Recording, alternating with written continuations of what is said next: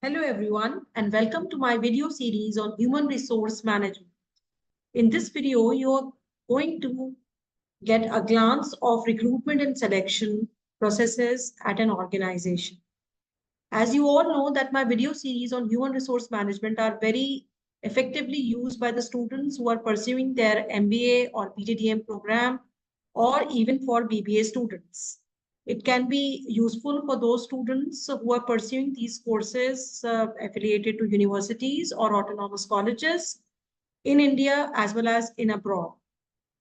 In my earlier lectures, I have spoken about the important functions of human resource management, and one of the most important functions to begin with the human resource process at any organization is human resource planning, which we have discussed in my other videos. Also, we have discussed about job analysis. Job analysis comprise of job description and job specification. After discussing these aspects of human resource management, or we can call them as functions of human resource management, we move ahead with recruitment and selection. So recruitment and selection has to be preceded with human resource planning and job analysis process. Then only we can go ahead and take decision of recruiting and selecting the best candidate for the vacant positions available in the organization, depending on the strategic goals of the organization. That could be to either expand or to downsize, or maybe to go ahead with new product design or new product launch, for which there's always requirement of manpower in the organization. Or in case the organization is not profitable and some of the units need to be shut down, the decision has to be taken for downsizing and to remove the extra workforce or manpower which are non-utilizable by the organization. That too has to be taken up by the human resource department. So these are difficult decisions that has to be taken by the organization, but then organizations work for profit and organization work for achieving their strategic goals. Keeping in alignment with the strategic goals of the organizations, the human resource department is aligned with the top level management with all the decisions, and the decisions are to be taken as per the goals or the instructions of the top level management. So we come to recruitment and selection, which is the very important part of any organization which is already existing in the market, or for startups who are beginning their organizations or their business units in different places. So it is also important to note that recruitment and selection can be done locally, or it can be done globally also by the human resource department as the need arises from the organization. So first of all, we need to understand that it is important to understand that we need to hire the right candidate for the job. So because the process of recruitment and selection is time consuming and cost also. It's a cost burden for the organization to go ahead with the process of recruitment and selection. Hence, the decision related to recruitment and selection has to be done very judiciously, and keeping in mind that if we hire the wrong person or the wrong candidate for a particular job, it can lead to organizational, losing of goodwill of the organization, also decreasing the productivity in the organization, and also it'll make us lose the money or the investment that we have done on recruitment and selection cycle. So it is important to understand that it is recruitment is very important part, and it should be done very judiciously and keeping in mind all these aspects. First of all, let us move to the definition of recruitment. So what is recruitment? So recruitment is a process of attracting individuals on a timely basis in appropriate numbers with appropriate qualifications, and encourage them to apply for the vacant positions for your organization. So the question arises many a times, and this question is even asked at the time of interviews by the students, that what is the difference between recruitment and selection? Many a time, the students or people or the candidates for a job take it as a synonym, and they confuse with the meaning of recruitment and selection. However, both these processes are very different. Recruitment is inviting applications for a vacant position in an organization and developing a pool of candidates, the suitable pool of candidates for a particular position in an organization. So according to Edwin and Flippo, recruitment is the process of searching the candidates for employment and stimulating them to apply for job in your organization. So basically it is, finding out the best candidates for the jobs offered in your organization. And this finding out can be done through various sources, like through LinkedIn, through social media posts, through job portals like naukri.com, bath.com, jobsahead.com, etc. So it is also called a linking activity that brings together those offering jobs and those seeking jobs. So the job seekers are the candidates, and jobs are offered by the organizations which have the need or requirement of candidates for their vacant positions, which are aligned with their strategic goals. So the recruitment process, how does a recruitment process begin with? So as we have already discussed that the first step in recruitment process would be human resource planning. So before we take the decision of recruiting or selecting the candidates for a particular position, we need to go ahead with human resource planning, which I've already discussed in my other video. Once the planning is done and the planning reinforces the requirement of human resources or manpower in the organization, we go ahead with the recruitment process. And there are several alternatives available to recruitment process. So employees can be recruited, or employee or the talent can be acquired through internal sources of recruitment, or it can be acquired through external sources of recruitment.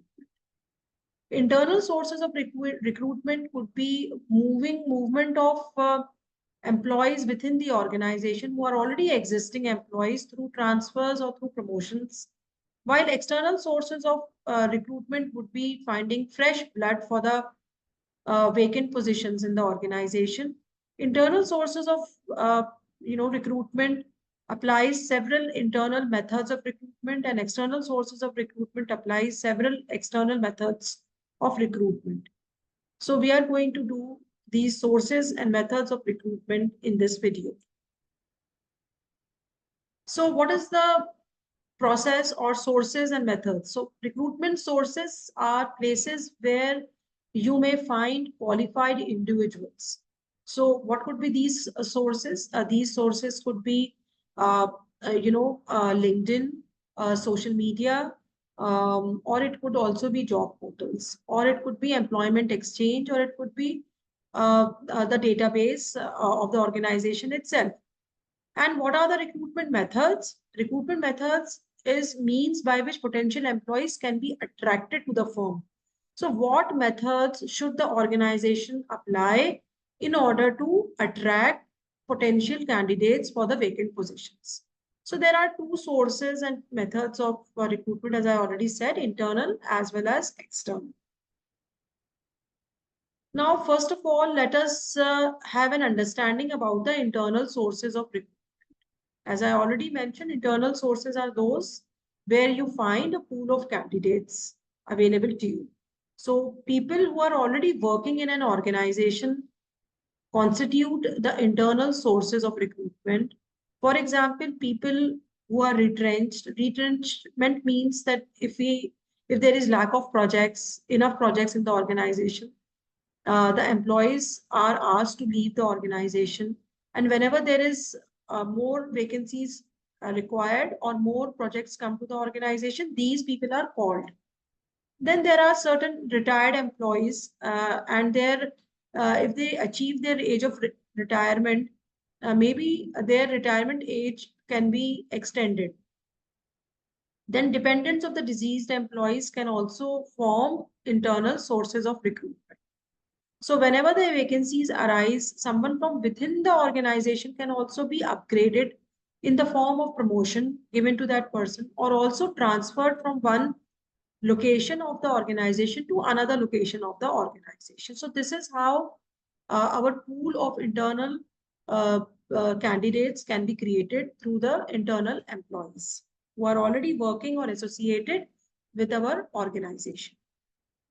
Now, what are the external sources of recruitment? External sources of recruitment are the potential workforce that are not directly associated with the organization and whom we can find outside the organizations. For example, employees who are working with the competitors, and also job aspirants who are registered with employment exchanges, students from reputed educational institutions, like this is also called pool campus, then candidates referred by friends, relatives of the existing employees, candidates which are forwarded through search forms or job portals, our contractors or consultancy firms are also a part of external sources of recruitment, and candidates responding to the advertisement that we have given for the vacant positions can also form a source of external candidates, and then unsolicited applications or walk-ins. So these are some of the external sources of potential workforce who lie outside the organization. Now let us go ahead with internal methods of recruitment. Now we know what are the internal sources and we know what are the external sources. Let us find out what are the methods of internal recruitment through which we can attract the candidates. So internal recruitment, as we all know, is done with the present candidates of the organization. So the methods could be promotion or transfers. So people who are having good performance appraisal, and those who form a part of succession planning for the organization and are working at middle level management can always be promoted to higher level management in case their skill sets match with the vacant position. A transfer is usually a lateral movement within the same grade from one location to another, or it can also be from one job position to another job position, or it can be from one department to another department, but at the same level. So that is also a method of internal recruitment. Other methods of internal recruitment are job posting and job bidding. This is very important to note that most of the organizations deploy this method of recruitment. In job postings, organizations publicize job openings on their bulletin boards, electronic media, etc. And they post the vacant positions which are available in the department on the notice board or bulletin boards of the organization. Job bidding is a procedure that allows employees who believe that they possess the required qualification to apply for a particular position in the organization. So that is called job bidding. Job posting is done by the organization, while job bidding is done by the employee himself or herself. Here's an example of Hindustan Unilever Limited, which allows its employees to undertake career shift from technical positions to non-technical positions, or vice versa, from non-technical positions to technical positions in different departments like marketing, research, etc. through job posting system. So this is in use by Hindustan Unilever Limited. Also, a very important aspect of internal recruitment is employee referrals. So employees who are already working in the organizations may refer to the organization for vacant positions, their relatives, their friends, whom they find suitable for the position. So it means using personal contacts to locate job opportunities. It is recommended from current employees regarding a job applicant. Companies like IBM, Cisco encourage employees to refer their friends.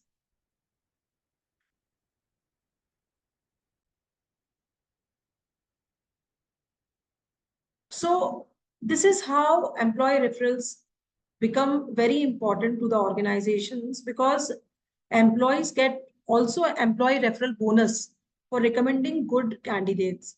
And going ahead with candidates who are recommended by the existing employees will serve as a motivation to the candidate also and to the employee also. And it will talk about the goodwill of the candidate and of the organization. Moving ahead with the process of external methods. So what are the external methods of recruitment? We have done internal methods of recruitment earlier through job posting, job bidding, employee referral, promotions, transfers. And now we move ahead to external methods of recruitment, which are very important because it is not necessarily possible to get the candidates or the right candidates for the right position in the organization itself.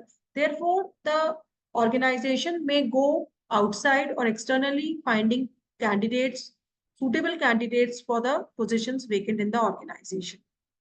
Why this is important is because the external candidates may bring in fresh ideas and innovative ideas to the organization, and from their experience in other organizations also can be useful for the organization.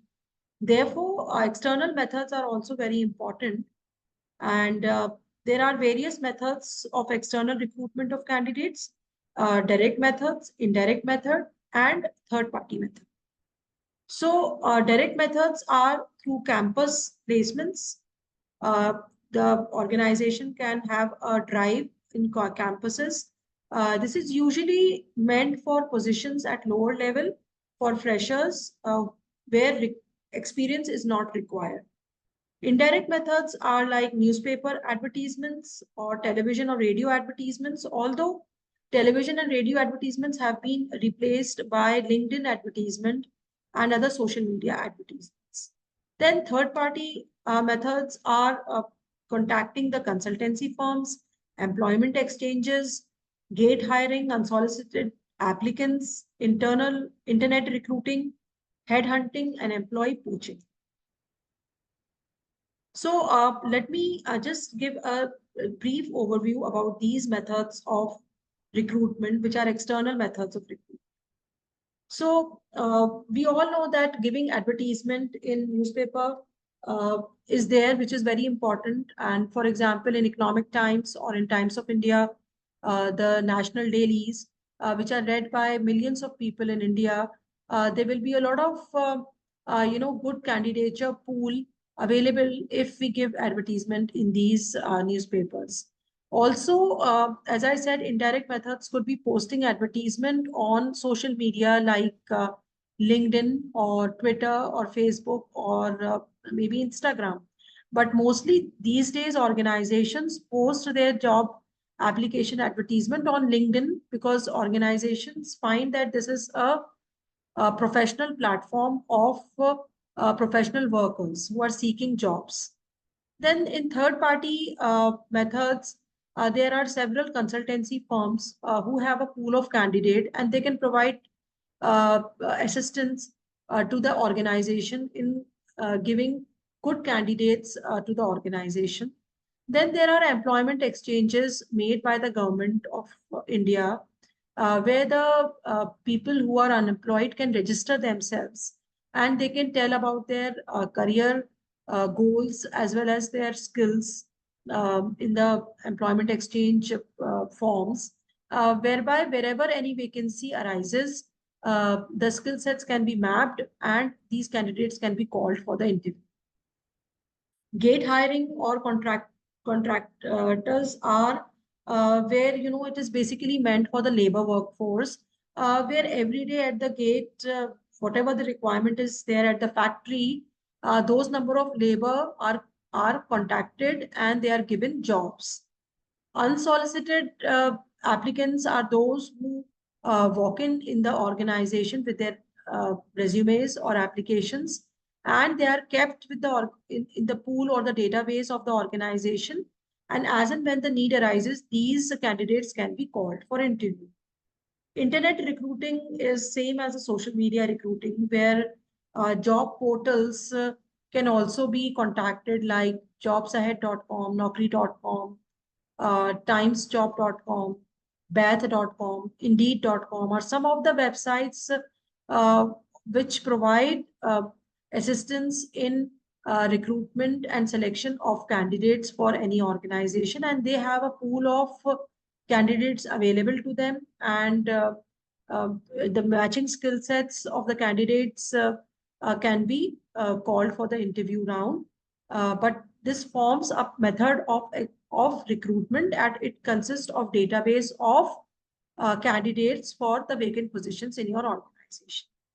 Employee poaching is something, it's also called headhunting, where the competitors can be approached. The competitors, best employees or talented employees can be approached in order to uh, approach them in order to ask them to join the organization at a better price, at a better compensation plan, and better incentives and bonuses. So this helps us to acquire talented workforce from the competitors. Having talked about the recruitment process, now we move ahead with selection.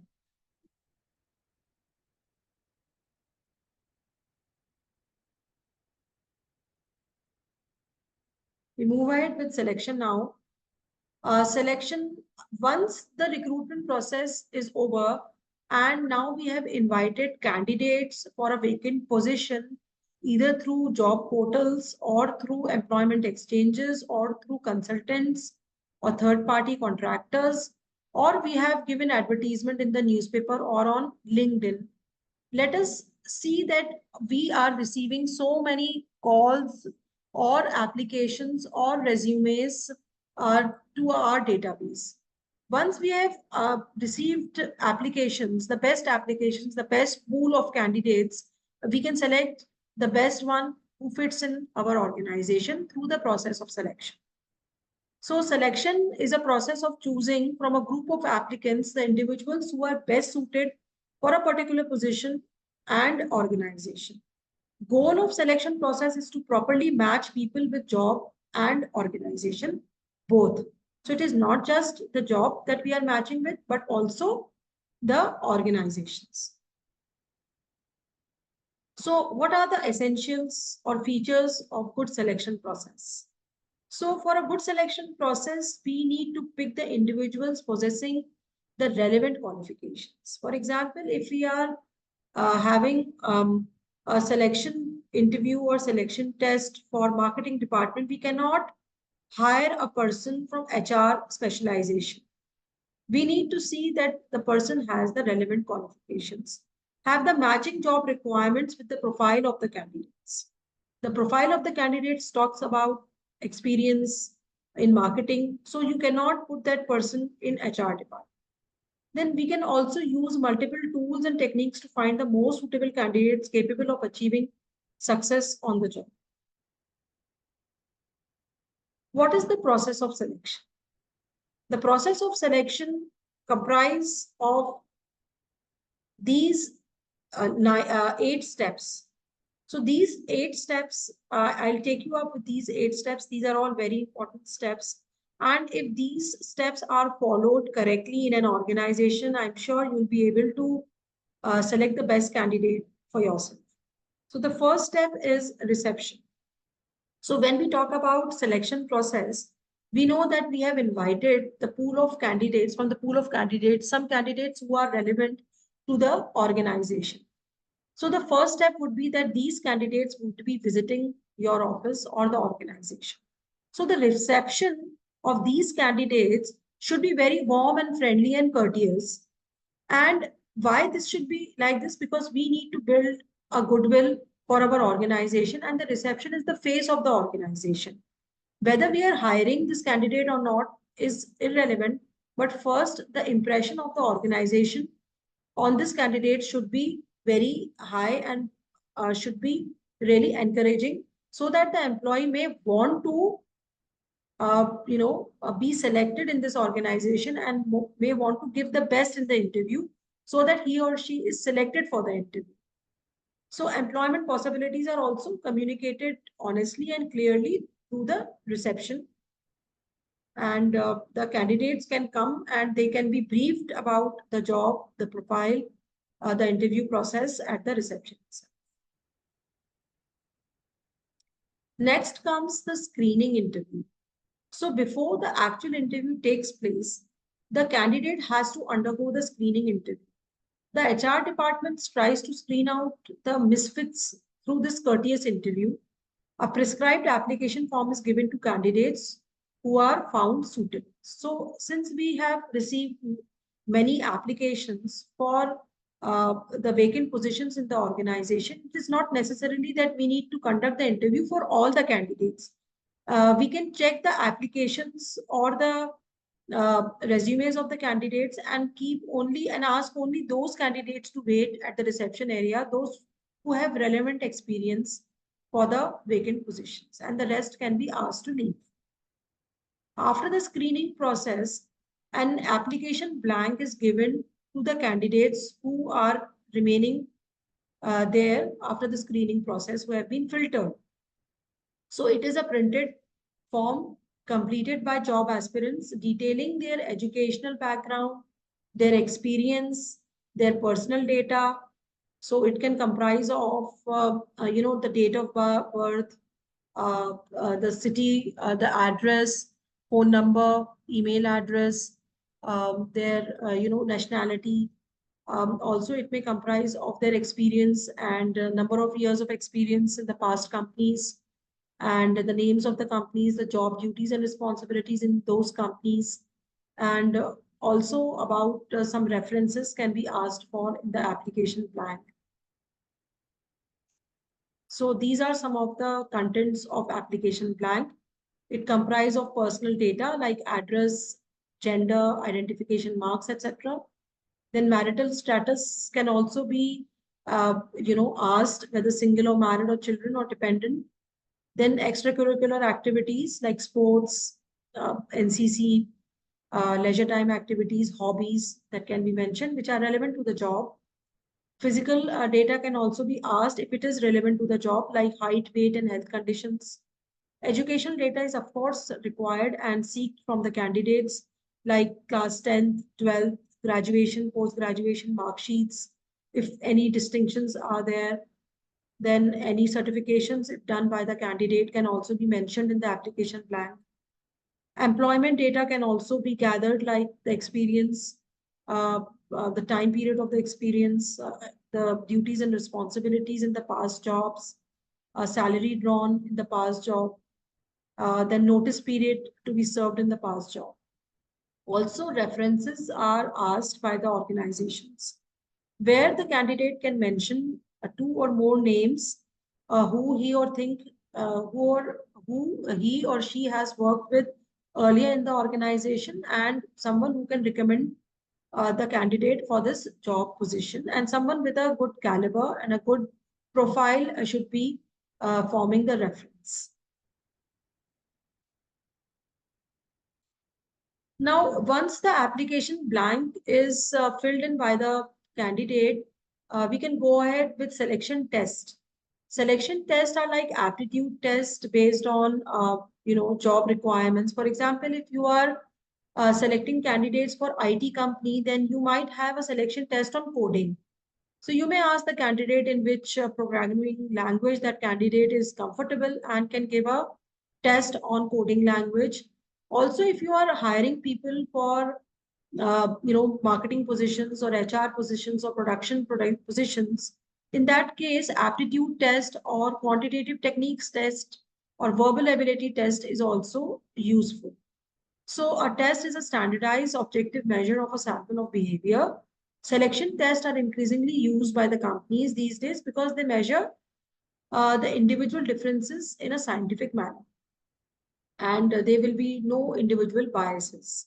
So these tests help to understand the attitude and behavior of the candidate, how he or she is going to perform once hired in the organization. So we need to keep a benchmark or keep a cutoff for these tests, that below this cutoff, we are not going to recruit or hire people. So there are various kinds of selection tests. I have noted down a few selection tests here. Important is a selection test is intelligence test. They measure a candidate's learning ability and also the ability to understand the instructions and make judgments. They do not measure any single trait, but several mental abilities like vocabulary, memory, fluency in English, numerical ability, perceptual abilities, etc. are measured through intelligence tests.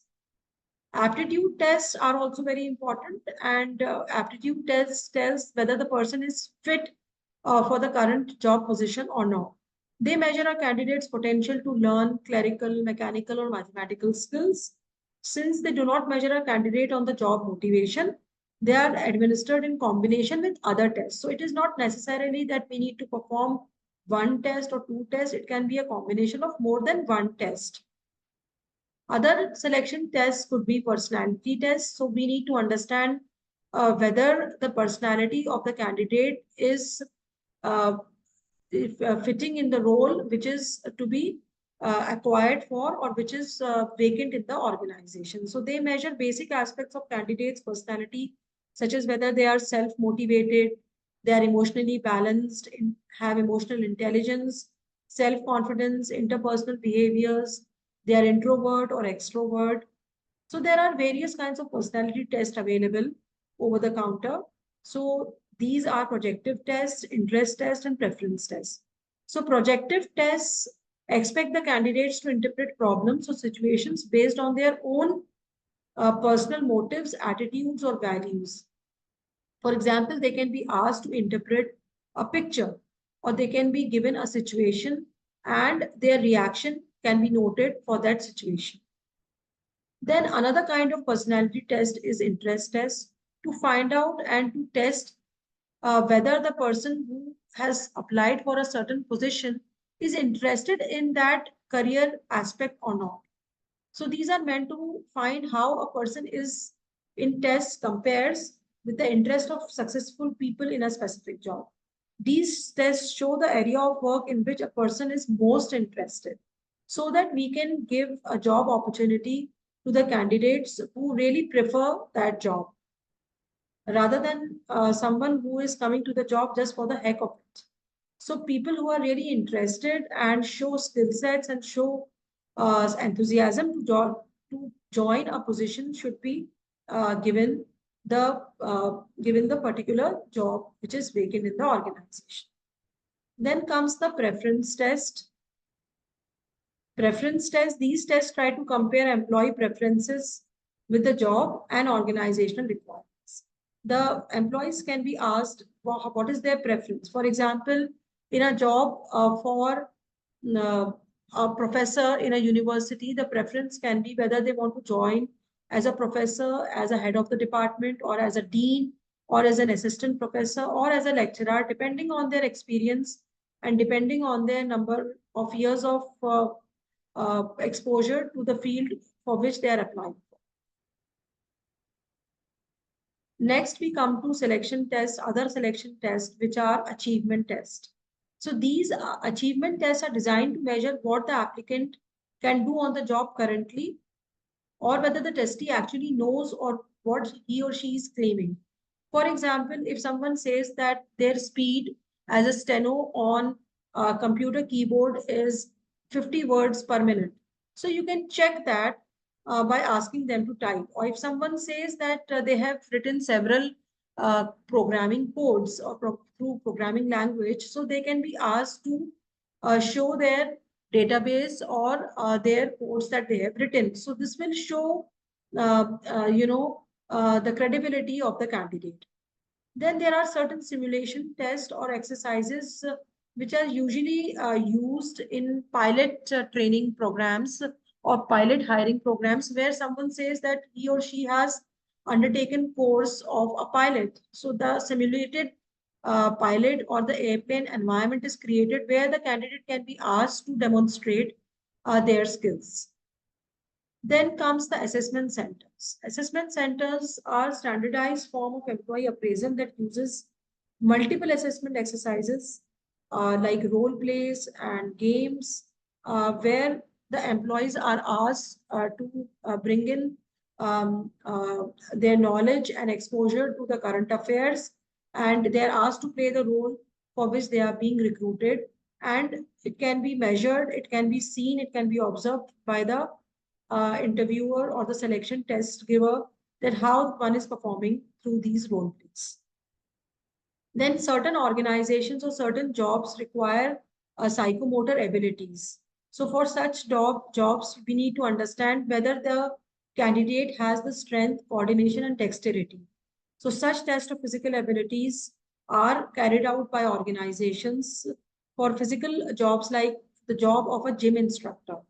So in case a person claims to be good in being a gym trainer or exercise trainer, in that case, that person has to perform the test, and psychomotor abilities are checked for this test. Other form of selection tests are graphology tests. It involves graphology, as the name suggests, means handwriting. So certain organizations also require their candidates and they check for their handwritings. For example, investigation agencies usually go for graphology test. So it involves using a trained evaluator to examine the lines, loops, hooks, strokes, curves of the handwriting to assess the person's personality and the emotional makeup of that person. So handwriting speaks a lot about the person. So this can be assessed whether the person is emotionally stable, has a good extrovert personality or an introvert personality. Then polygraph test is also called the lie detector test, and sometimes for investigating agencies like CBI or FBI, ED, etc., require this test for their employees before selecting them. So it is a lie detector used to record physical changes in the body as the test subjects answers a series of questions. It records fluctuations in respiration, blood pressure, perspiration, or moving of eyeballs of a graph paper. So all the lie detector tests evaluates the candidates whether the candidate is speaking the truth or lying during the interview. Then lastly, there is integrity test. Integrity is to check the honesty and integrity of the person who has applied for the job position. So they are designed to measure employees' honesty to predict those who are more likely to steal from the employer or not. So integrity forms a very important part, and we do not want candidates who are indisciplined or not performing well in the organization, in the sense that they are stealing objects or even wasting time at the workplace rather than working for the assigned task given to them. So integrity test is also a very important test. So some situations can be given in integrity test, and through that we can test the candidate's integrity.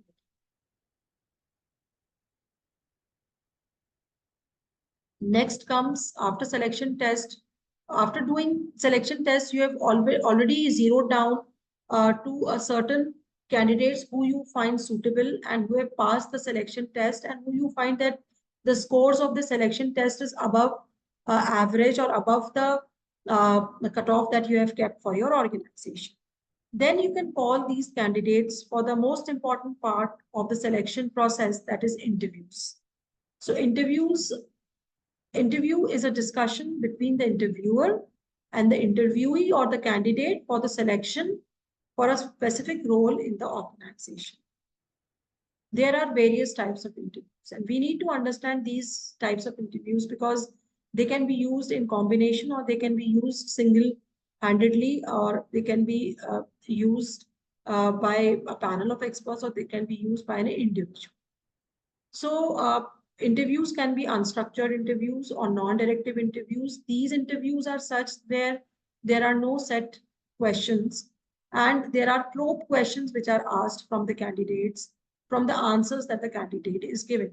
For example, if the candidate is asked to tell about himself or herself, then the next question could be about their hobbies, or the next question could be about their educational background, or it could be about their experience. So it differs from the person to person, how that person wants to take ahead the interview. So it is unstructured interview. Nothing is, no questions are written down beforehand, as opposed to structured or directive interviews. In structured interviews, the recruiter uses a predetermined set of questions with all the candidates. So it becomes easier to assess and compare the candidates on the answers received from these candidates in the structured interview. So it improves the reliability of the interview process, eliminates biases and errors. The only negative is that the whole process is very mechanical and restricts the freedom of the interviewers. And it is also a time-consuming process. Next, we move ahead to situational interviews. Situational interviews are those where certain situation is given to the candidate and the candidate has to assess that situation and answer how he or she is going to take decisions in such situation. Usually for managerial positions, situational interviews are conducted and the candidates can be given a situation where the organization is facing some challenges, and the candidate can be asked how he or she is going to take up those challenges and do in those challenges, and what the decision would be of that candidate in those challenges. Then there could be behavioral interviews also. Behavioral interviews focuses on actual work incidents in applicants' past. So the applicant is supposed to reveal what he or she did in the given situation in his last organization. So behavioral interviews talks about his or her behavior in the last organization. For example, the interviewee or the candidate can be asked about how he was teaching if he is applying for a teacher's post. What was his teaching pedagogy? How he used to deal with the students. Next is stress interview.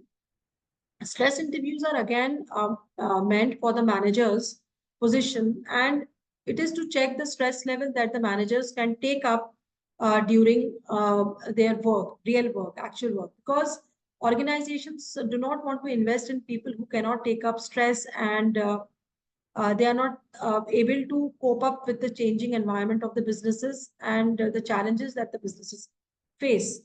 So the interviewer attempts to find how applicants would respond to an aggressive, embarrassing, rude, and insulting questions. How he or she is going to respond. Whether they are staying calm or they are answering back and they are themselves rude and aggressive in such situation. Next comes the panel interview. So panel interview is not taken by one person, but it is taken by a panel of experts. These panel of experts could be the direct manager of the candidate who is come for the interview, who he or she would be reporting to. There can also be an HR manager in the panel, and there can also be additional higher level managers who would be responsible for taking decisions in acquiring these candidates. So the panel interview, the applicants meets with 3 to 5 interviewers who take turns to ask questions. The interviewers later pool their observations to arrive to a consensus about the stability of the candidate. So the mode of conducting interviews could be through telephonic, through video conferencing also these days, or it could be physical mode where one-to-one interviews can be taken, panel interviews can be taken, peer interviews can be taken. Someone on the same position can also come and take the interview for the required position, or group interviews can be taken in the organization. So these are the mode of conducting the interviews. Once the interviews are conducted and the candidates are selected for the job position, most of the organizations ask their candidates to undergo a medical examination. The organizations want to make sure that we have healthy candidates mentally and physically who can take up work, because the organization has invested so much cost and time in selecting the best candidates. So there are certain jobs where it is mandatory to undergo medical examination. For example, jobs in the army department, police department, right? So there also, medical examination is mandatory. For example, for the pilot services, it is important to have 6x6 clear vision, and hearing should be perfect. and should have high stamina, tolerance of doing difficult work under difficult conditions, clear tone of voice should be there. So medical examination gives the following information: whether the applicant is medically suitable to perform the job or not, whether applicant has health problems or psychological attitudes likely to interfere with work efficiency or future attendance, whether the applicant suffers from bad health, which should be corrected before he can join the organization. So once the medical examination is over and the candidates successfully clears the medical examination or the medical test, then the organization go ahead with the reference check of the candidates. It is very important to check the reference check, or these days also organizations are going for background verification. Background verification is where we need to find out whether the degrees or experience letters provided by the candidates are true or not. Therefore, this can also be checked through reference. Sometimes the reference is being asked by the organization from the previous organization's immediate manager or professor of the student. If in case the student is a fresh hire, if he doesn't have any experience, then the professor's reference can be used to find out about the candidate, emotional makeup, find out about the motivational level of the candidate, and whether to find out about the integrity of the candidate. Also, it is important to do the reference check. Once the reference check is done, the hiring decision is taken by the organizations, and this hiring decision is passed on to the candidate. So the line manager concerned has to make the final decision whether to select or reject the candidate after soliciting the required information. The line manager has to take adequate care in taking the final decision, because it involves a lot of cost, as I said earlier, and it involves a lot of time in order to select. So the decision has to be perfect, and a careless decision or rejecting a candidate would impair the morale of the people and cause them to suspect the selection process. After taking the final decision, the organizations has to intimate this decision to the successful candidate and also to the unsuccessful candidate. Those candidates who have been rejected should also be informed about their rejection, and either through emails or it can be through telephone. Once the hiring decision is taken, a next step is placement. Placement is to position the candidate, a right candidate to the right position. So they should be placed well as per their experience, as per their rank and responsibilities attached to them. Most organizations put new recruits on probation for a given period of time, after which their services are confirmed. So they are on probation, especially those with no experience and who are freshers. Placement, however, should be made with as little disruption to the employee and organization as possible. Once the placement of the candidate is done, their induction or orientation is carried out by the HR manager, where they are inducted about the policies and processes and procedures of the organization, especially the leave policies, especially the timings and their reporting managers, so that the newcomer knows that what is expected from him or her. So these are some of the steps which are taken during the induction program. It is the duty of the HR manager to show the location where the new recruit will work. So the place of work has to be, communicated. Also, you need to communicate all the facilities which are given by the company, like canteen facilities, washrooms, vending machines, etc. Offer details about various work groups of different departments. Then also communicate the company's manual to the new recruit, so that he or she may go through the manual and find out the policies and procedures and the ethical practices and ethical expectations from the candidate. Then welcome to the organization, provide details about policies, rules, regulations, explain about opportunities, career prospects, and a career path to the candidate, clarify if there are any doubts, and assign the new recruit to his or her manager or supervisor. So this is, and also introduce him or her to the team members. So this was all about recruitment and selection that we did today. So we have already discussed in my earlier videos the introduction of human resource management, human resource planning, job analysis. And in today's video, we have discussed about recruitment and selection. So in recruitment, we did internal sources of recruitment, external sources of recruitment, internal methods of recruitment and external methods of recruitment.